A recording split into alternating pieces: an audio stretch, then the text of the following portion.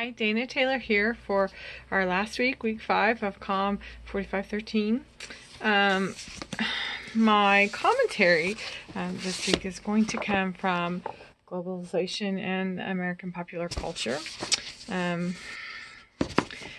I found this so interesting. I'll give you the caveat that because at work this week, I'm on a committee that's enacting change for our organization, and there are members of my workforce who are very resistant to change. It's an evil thing, they think.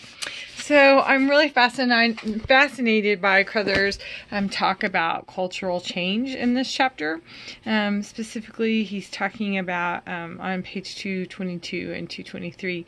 However, if the local community believes that change is harmful or negative for their way of life, then it will be normal for them to blame it or fear it or resent it or say it is the,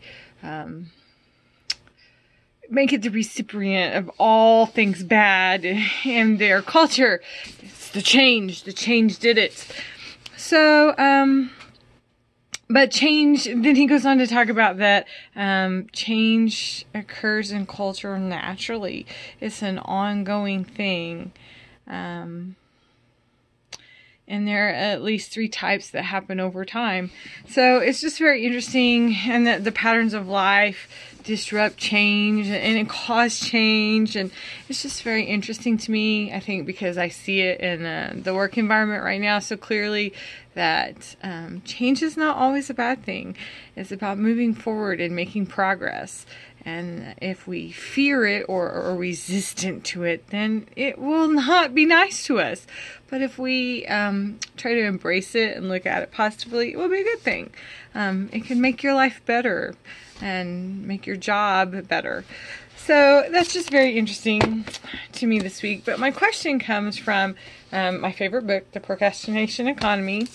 And on page 146, when he's talking about the connected living room, and there's a lot, I'm no specific comment I think that I want to address here, but just this whole thing that he's talking about how the second screen is meant to push us back into the television viewing when our attention wanders, draw us back in.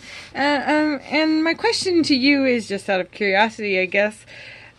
Do you find that that's what you use your second screen or your media device for when you're watching TV? If you check something on your phone, does it then draw you back to the television? Are you looking up something extra online about the show?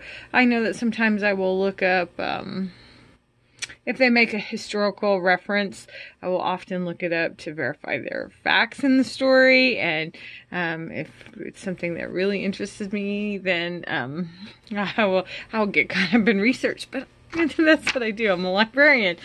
So that's not unheard of. But my question is to all of you, do you feel like your second screen usage when you're viewing television, does it pull you back to the television? Or is it more television has lost your interest and you have strayed onto other fields of interest?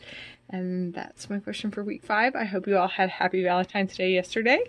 And I've enjoyed being in class with you, and hopefully I will see some of you in classes to come. Thanks.